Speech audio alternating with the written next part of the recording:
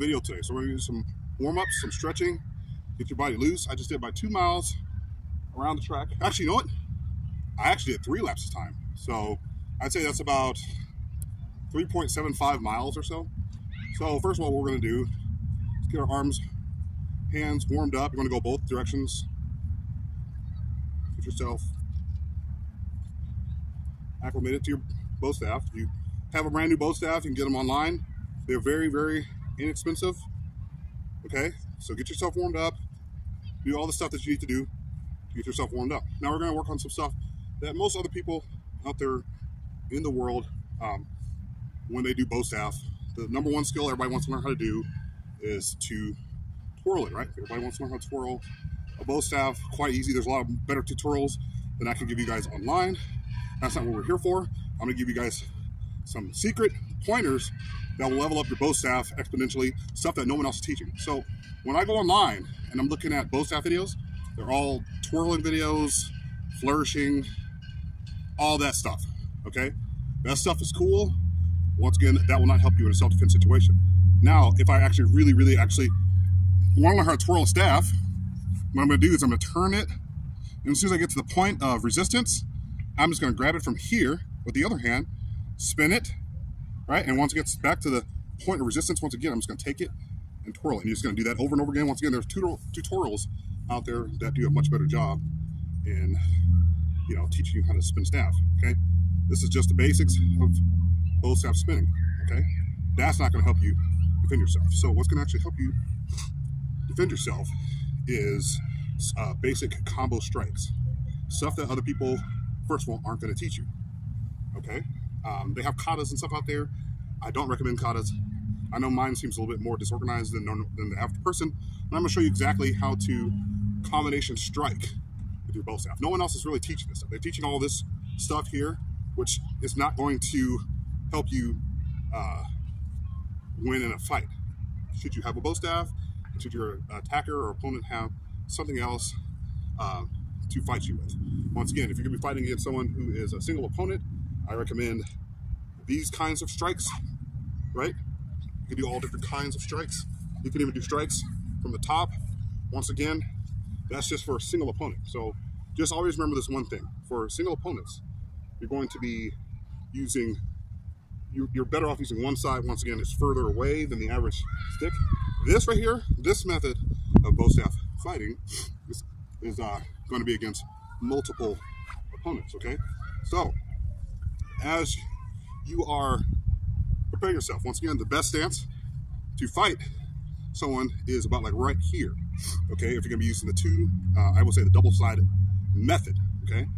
And that's where you can do different kinds of strikes, okay? But when it comes to combinations, this is something that no one else in bow staff is really teaching.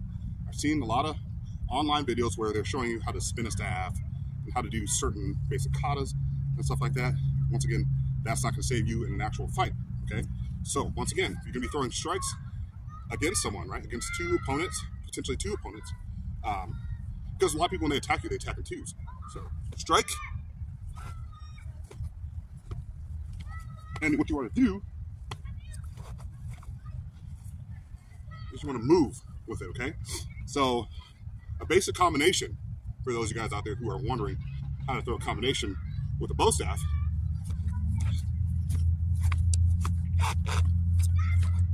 is getting yourself up there. And you're just gonna move with it, move your feet. You should be able to go every direction, even backwards.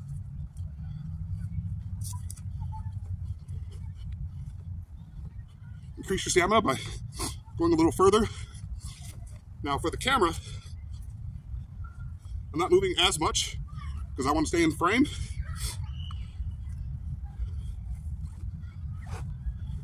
See how I switch from double to single?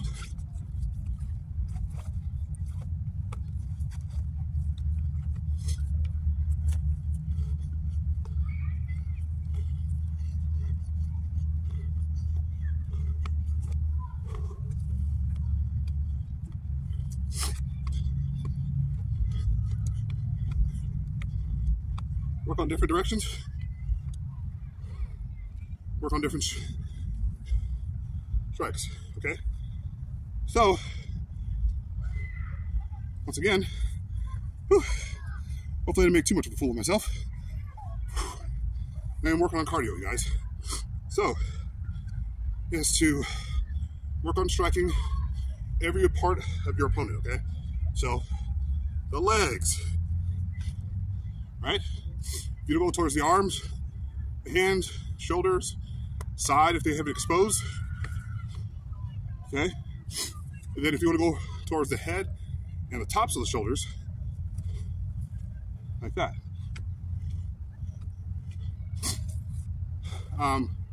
One of the strikes that I don't recommend, for those of you guys out there who are wondering what is the least favorite strike to use in a self-defense situation, and that would be overhead, okay?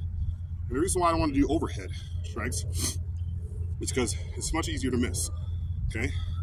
So your opponent, if you're going in for a strike that's overhead, all they have to do is just step out of the way just ever so slightly, and now you're down here, okay? So I don't recommend your first strike. Now, if you have your opponent on their heels and you're hitting them, then sure, you're gonna go for a head strike. Should take about the fight. But once again, I don't recommend this strike being your first strike. Your first strike should always be from this position right here. From this position, you can throw a diagonal strike, which is your most accurate strike. Once again, it covers more of the body. You have a better chance of hitting someone. If you're going straight down the body, all they gotta do is move out the way. If you're swinging across, all they do is back up. But a strike from diagonal is much harder to hit, okay? So, once again, when you're throwing strikes, make sure that you are diagonal, and then you want to come back, and then you want to come across. And then if I need to go that direction, then from here, then here. And that's how I do it. All it is just free throw, free flow, free throw. And another strike that, once again, highly recommend is after you throw that first strike, come back, okay? Come back. And from that direction, here. See, these are the stuff that martial artists, people aren't gonna teach you, is actual bow striking, okay? They're gonna teach you all the fancy stuff, right? All the fancy cool stuff. But once again, that's not going to help you in a martial arts situation. Now, this was a lightsaber, yeah. You can deflect blaster bolts. You know, you can do all kinds of strikes, right? But once again, spinning and doing all that extra stuff is going to lose you the fight. You never want to turn your back to an opponent as much as possible. Obviously, if you're striking someone in the opposite direction, then you got to spin around and throw that strike. But then you also have to be cognizant of the fact that somebody else may be behind you, right? So from that position, boom. Okay, and some people, I could do a video on footwork next, just to get you guys kind of thinking about footwork.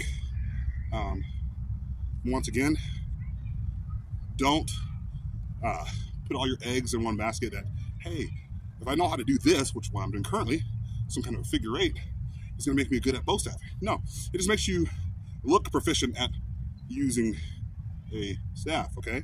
So, once again, don't don't just do this stuff. This stuff looks cool, but once again, it's not gonna save you in an actual fight, okay? So, all right, stay frosty, guys.